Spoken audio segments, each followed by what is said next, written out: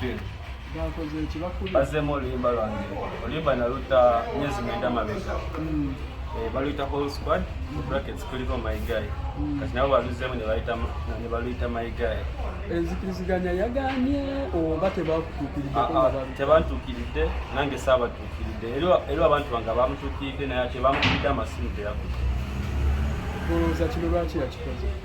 Simanyi ndowooza oba anoonya comeback oba Big Phil anoonya comeback simanyi naye nga nagezezaako obatuukirira abantu bange bangambye mbu tebamukubidde amasimu teyakutte. Sobola yajjamu bujja taito oba luyimba bonna nga bwe taito kati bw'okwata chorus eyange n'okiplayinga n'eyiye enjawulo y'amaanyi. Wagezezaako omuyisaamu ku lukomo lw'akasimu? Akasimu nti nagambe abantu bange bamutuukiridde, manager wange yamutuukiridde bamukubidde emirundi ena nga takwata. Nemwesonyiwa. Kati muzaako ki? Anti kati simanyi kikiddako naye nze mbadde njagala bwenkanya na credit alina okumpa credit kuba Oluyimba naluta emyezi 9 mabega bw'olikomparinga n'olulwe.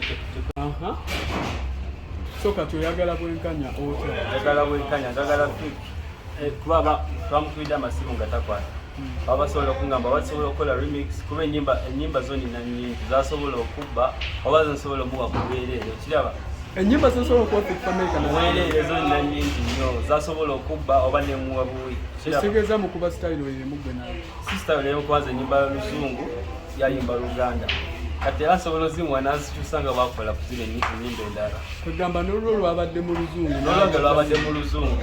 Oba obuzibu bwe Luzungu? Oba obuzibu bwe Luzungu? Simanyi oba Luzungu oba ki oba obuzibu bwange Luganda naye Oluyimba yalubi ate njagala bwenkanya fix kulimba. Sino sijja zikiza sikulimba. Saawa zino sinkana Fameika n'ekikoosi kye. Oyinza mukola kimwesinkanye kati? N'ekikoosi kye? Njagala musinkana yekka kuba sisuubira ekikoosi kyonna kye kyabbi Oluyimba. Eyalubi yekka. Kati njagala osinkana yekka twogere. Oba Oluyimba lwo engeri gye yaluzeemu teyakunyumidde, singa yaluzeemu bulungi osanga wandimulese oba yalunyumisiza okusinga olulwo? Yalukoledde bantu be. Kiraba n'owange nawekolera abantu bange naye kintegeeza ffenna tuli Bannayuganda, it's the same industry. Okiraba tosobola kubba luyimba lwa Munnayuganda mulala same industry n'olupushinga kuba of course he has numbers yajja yitawo mangu. Naye kati nga nze upcoming nateekamu obudde bwange studio nenkola ne video kweri ku YouTube.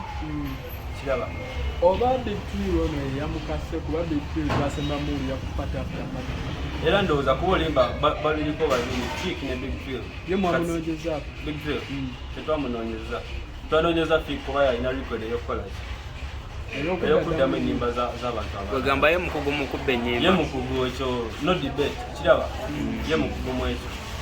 So kati olinawo owaguddeko esi yonna ati oba ku poliisi ekulinaanye naguddewo case nane reference kuba Kawempe police station.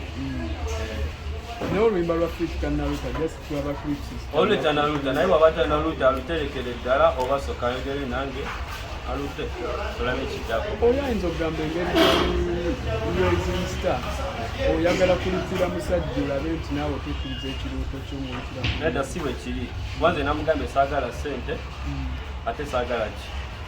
I don't want anything from him. I just want him to give me the credit. Angambe mbu Oluyimba nalujja wano na wano kino nakiri kuba mwe ba viewers we make music for you people. Kiraba kati you guys musobola okufuna Oluyimba lwange nemplayinga n'olwa Fik nemulaba oba kuliko enjawulo ey'amaanyi. Oba producer gye mwakoleranga nawamu? Edda kuba olwo yalukolera wa Hati ate wange nalukolera Bugoloobi eriwo producer bamuyita Buki weyo Bugoloobi.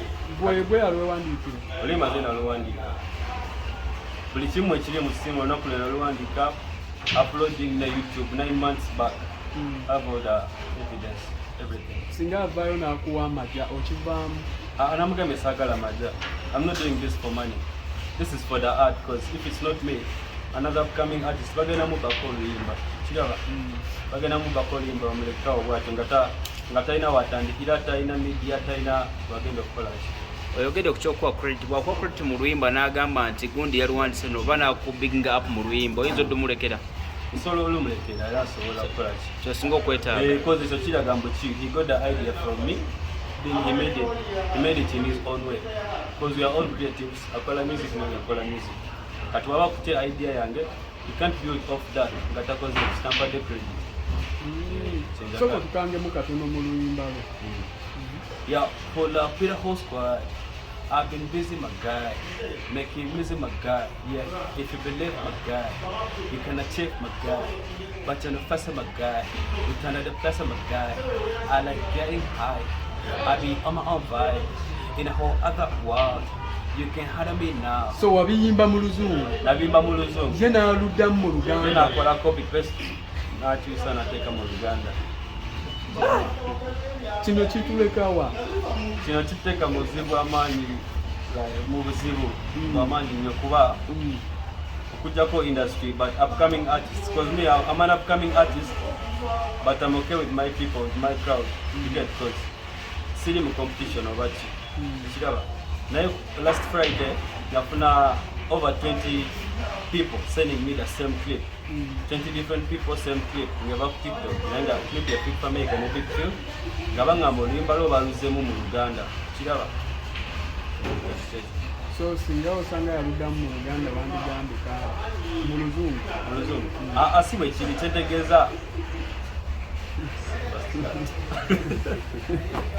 Inspired me. Different people because in Uganda, Atechirala is a big star. That's what he has to do is to inspire us.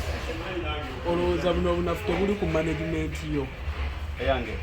Olina management yo nagyo oli. Sina management. Negwe manager awo. Nze manager wange, just and a friend. Ekitegeeza sina management.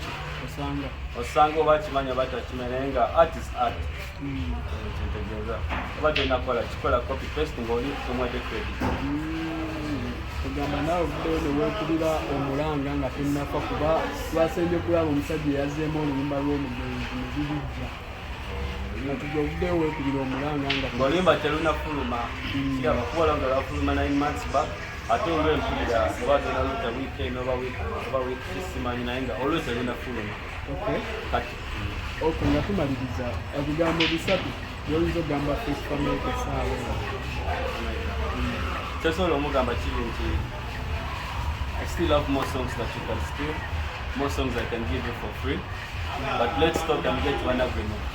Tewali mpalana oba ki ate sigezaako kukola ki kumufunirako linnya oba ki kubanza ennyimba luzungu yalimba Luganda bintu byanjawulo nnyo.